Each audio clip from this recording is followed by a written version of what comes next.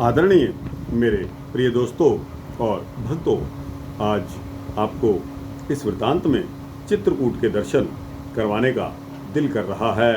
दोस्तों, आप सभी ने वाराणसी, बनारस यानी कि महादेव जी का मंदिर देखा होगा। इसके साथ ही सरकार द्वारा प्रचारित श्री राम मंदिर अयोध्या भी देखा होगा या सरयू में भी स्नान किया होगा। लेकिन दोस्तों, पास में ही 122 किलोमीटर दूर चित्रकूट, जो कि एक महान तीर्थ स्थल है, भगवान श्री राम ने जहां अपने वनवास के दिन काटे थे, वहां से वनवास शुरू किया था। दोस्तों, वहां बहुत कुछ आपके लिए देखने के लिए मौजूद है और मैं आपसे विनती करूंगा कि आप अगर इस तरफ जाते हैं तो चित्रकूट में कम से कम 2-3 दिन का कार्यक्रम अपना ज़रूर रखें। दोस्तों, यहाँ बहुत ही प्यारे ऐतिहासिक स्थल हैं जो देखकर आपकी आत्मा गदगद हो जाएगी। दोस्तों, श्री राम में अगर आप आस्था रखते हैं तो आपको चाहिए कि आप चित्रकूट में अवश्य दर्शन करें। और दोस्तों, जल्दबाजी में ये सब कुछ नहीं होगा, क्योंकि वहाँ बहुत कुछ देखने वाला है, बहुत कुछ आस्था का विषय है, जहाँ आप एकाग्र मन होकर अपना ध्यान लगा सकते हैं। तो दोस्तों, चित्रकूट दर्शन के बारे में अपना यह वृत्तांत शुरू करता हूँ। आपसे विनती है कि बने रहिए इस वृत्तांत में, मेरे साथ आपका भी परोपकार होगा और आपको यह पता लगेगा कि चित्रकूट में क्या कुछ भगवान राम ने हमारे लिए दर्शनार्थ छोड़ा है। तो दोस्तों, सबसे पहले तो कामतानाथ मंदिर, जो एक ऐतिहासिक मंदिर है, आपको इसके इतिहास के बारे में क्या बताऊं कि जब कामदगिरी पर्वत वहाँ आता है, लोग उसकी परिक्रमा के लिए जो शुरुआत करते हैं वो मंदिर से करते हैं और यह लगभग 5-5.5 किलोमीटर का सफ़र आपको तय करना पड़ेगा। पूरे कामदगिरी पर्वत की आप सैर कर लेंगे और आपकी आत्मा गदगद हो जाएगी। दोस्तों, इसके अलावा यहाँ रामायण मेला के नाम से भी एक ऐतिहासिक स्थल है, जहाँ की हर वर्ष मेला लगता है। इसके अलावा बहुत ही सुंदर स्थान है माता अनुसूया मंदिर। माता अनुसूया ने ब्रह्मा, विष्णु, महेश तीनों देवताओं को बाल रूप में बना दिया था और उनको अपनी गोद में ले लिया था। दोस्तों, इसके साथ ही मानस दर्शन और गायत्री शक्तिपीठ भी मौजूद हैं। यहाँ अगर आप जाएंगे तो एक बहुत ही सुंदर गुप्त गोदावरी के नाम से यहाँ जो गोदावरी है, नदी है, वो गुप्त रूप से किस तरह ज़मीन के अंदर अंदर बहती है। और जहाँ गुप्त गोदावरी का मंदिर बना है, वहाँ इसके दर्शन आपको होते हैं।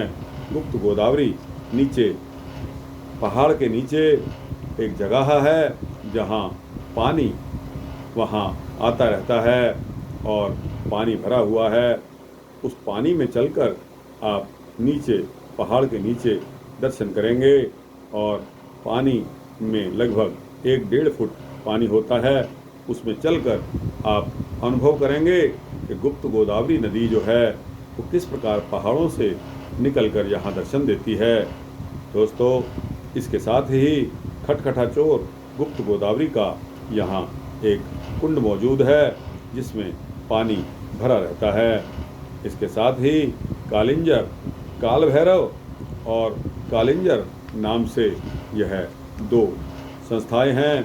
इसके साथ ही संत तुलसीदास जी की तुलसी पीठ है, जहाँ राम घाट के राइट हैंड पर जाकर आपको तुलसी पीठ में हमेशा श्री राम नाम का भजन, श्री रामायण का पाठ सुंदरकांड का पाठ इत्यादि आपको सुनाई देते रहेंगे।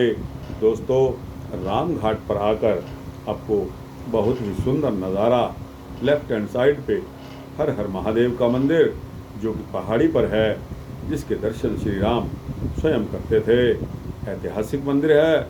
और दोस्तों, नीचे नाव द्वारा आप सैर कर सकते हैं गंगा नदी में, जिसको मंदाकिनी कहा जाता है। दोस्तों, इस मंदाकिनी का जो उद्गम स्थान है वह माता अनुसुईया के मंदिर से ही शुरुआत है इसकी, और राम घाट की तरफ आकर यह पूरी नदी का रूप ले लेती है। दोस्तों, अगर आपको एकदम स्वच्छ जल के दर्शन करने हों तो जितना आप ऊपर की तरफ जाएंगे, यानी कि माता अनुसुईया मंदिर की तरफ जाएंगे, आपको एकदम स्वच्छ जल मिलेगा। वहाँ आप स्नान भी कर सकते हैं। माता सती अनुसुईया के मंदिर में ब्रह्मा विष्णु महेश के अलावा आपको अनेकों संतों भक्तों की मूर्तियाँ, उनके बारे में उनका थोड़ा थोड़ा इतिहास सभी कुछ मिलेगा। अनुसुईया द्वारा, माता अनुसुईया के द्वारा गाय का दोहन, वहाँ इंद्र का रथ जो मेन गेट पर खड़ा है उसके भी आप दर्शन करेंगे। दोस्तों, इसके अलावा गणेश बाग बहुत ही पुराना ऐतिहासिक स्थल है, और महर्षि वाल्मीकि और तुलसीदास जी द्वारा जो रामायण रची गई थी वो इसी तुलसी पीठ में यहाँ बैठकर गंगा के घाट पर तुलसीदास जी की यह एक महान उपलब्धि और तपस्या है, जिसमें आपने सुना होगा कि तुलसीदास चंदन घिसें और तिलक करें रघुवीर।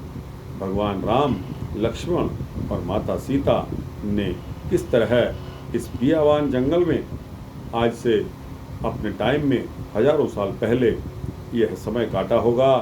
दोस्तों, आज भी आप जब चित्रकूट के दर्शन करेंगे तो घना जंगल आज भी आपको एहसास करा देगा कि यह जंगल कितना घना है, और दिन में यहाँ बहुत चहल पहल रहती है, लेकिन रात को यह फिर जंगल का रूप धारण कर लेता है, और यहाँ आने जाने वालों को थोड़ा डर सा भी लगता है।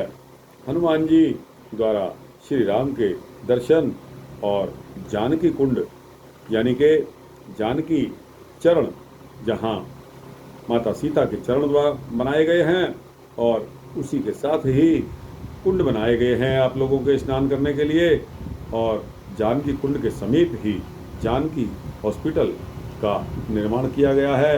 यहाँ आपको मुफ्त इलाज मिलता है। इसके अलावा दोस्तों, आगे चलेंगे तो स्फटिक शिला के आपको दर्शन हो जाएंगे। स्फटिक शिला का इतिहास कुछ ऐसा है कि भगवान राम एक बहुत बड़ी फ्लैट पत्थर की शिला वहाँ रखी है। वहाँ प्रभु राम माता सीता के गोदी में अपना सिर रखकर आराम कर रहे थे। इतने में इंद्र के लड़के जयंत ने कौवे का रूप धारण करके माता सीता के पैर में आकर चोंच मारी। माता सीता का पैर जख्मी हो गया, उस जख्म से खून रिसने लगा, लेकिन माता सीता ने इसलिए कुछ नहीं किया क्योंकि प्रभु राम आराम कर रहे थे। अगर कुछ करती, हिलती डुलती या हल्ला मचाती तो उससे प्रभु राम के शयन में, सोने में दिक्कत आ सकती थी, वो डिस्टर्ब हो सकते थे। अतः माता सीता ने यह सब बर्दाश्त किया। उसी समय प्रभु राम ने जब करवट बदली और देखा कि सामने एक कौवा बैठा है और उसकी चोंच पर खून लगा हुआ है, इधर माता सीता के अंगूठे से खून बह रहा था। तुरंत ही श्री राम समझ गए कि यह खून कौवे के आक्रमण, हमला करने से माता सीता के पैर से ही निकला है और इसकी चोंच में लगा है। प्रभु राम सारी स्थिति को समझ गए और प्रभु राम ने कौवे को आगाह करते हुए एक तीर छोड़ा, जो कि कौवे के पीछे पीछे वह चलता चलता, और इससे कौवा बहुत ही चिंता में पड़ गया।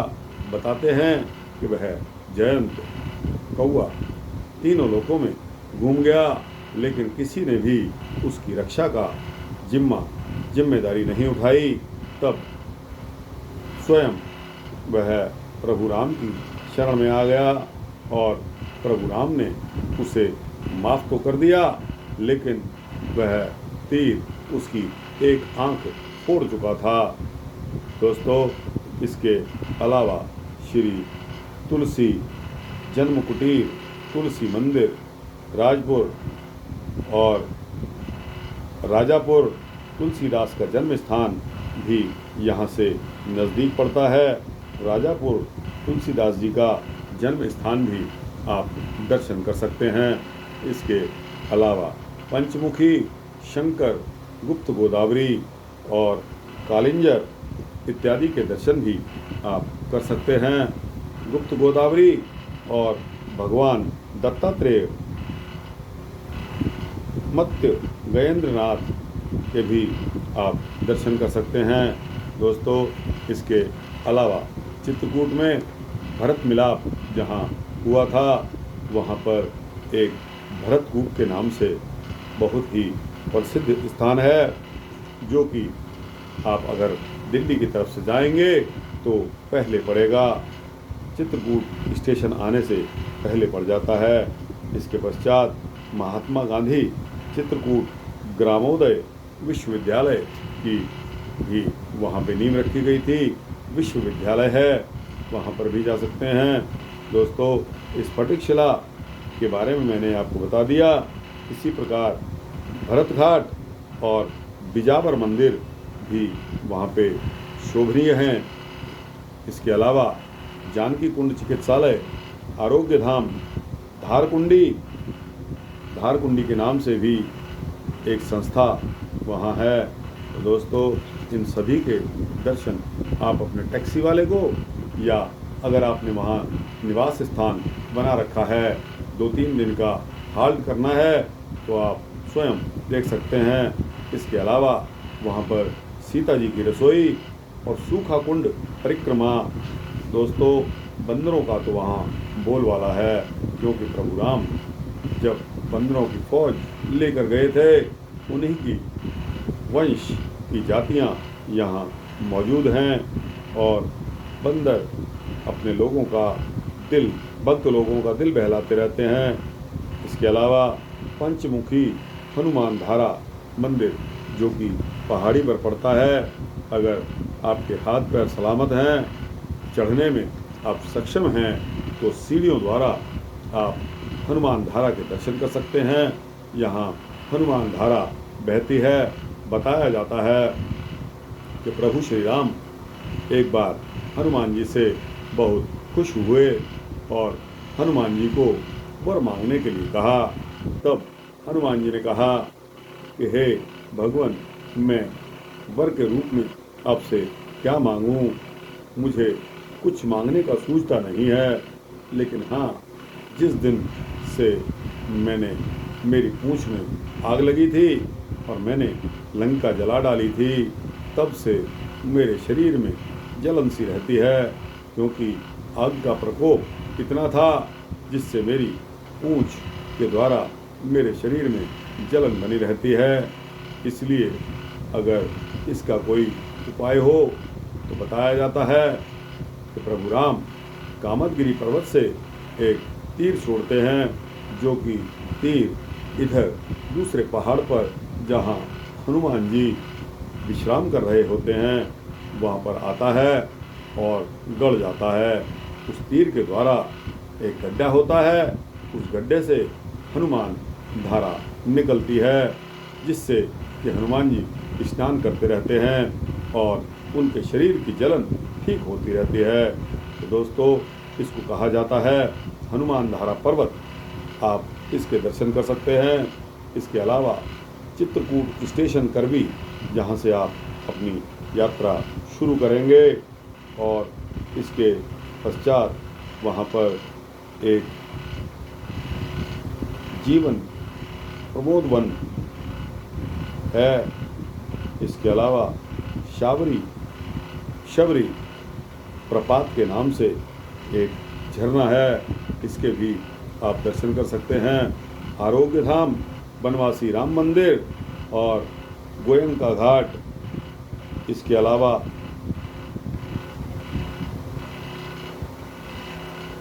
बाहर के हनुमान जी और कालिंजर रानी का महल आप देख सकते हैं।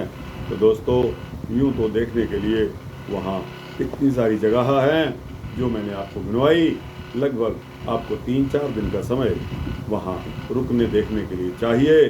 और दोस्तों, इसके साथ साथ वहाँ अगर आप किसी संस्था में रुके हैं तो वहाँ भोजन का प्रबंध भी आपको मिलेगा। दोस्तों, आप अपनी श्रद्धा अनुसार वहाँ दान दे सकते हैं।